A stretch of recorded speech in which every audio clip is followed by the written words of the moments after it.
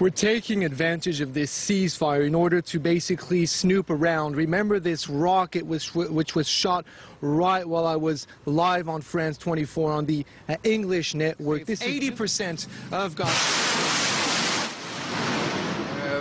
Okay, you all right? Yeah, can you hear me? Yeah, what happened? What happened? Yeah, fine. This was a rocket. Rockets were just shot right next to where we're standing. This is just some 50 meters away from the hotel where most of the international media is stationed. This right here is a launching pad for rockets used by Palestinian militants. Now, this type of setup is at the heart of the debate within the international community, but also between Israel and the Palestinian militants. The Israeli army has repeatedly accused Palestinian militants of shooting from within densely populated civilian areas, and that is precisely the type of setup we have right here.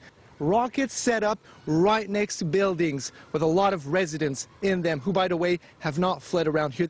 Now, the other very noticeable element to be taken into consideration is about 100 meters behind me, a blue UN flag floating above this building. This is another accusation which has been made by the Israeli government and Israeli forces. This rocket launching site is right next to a UN facility.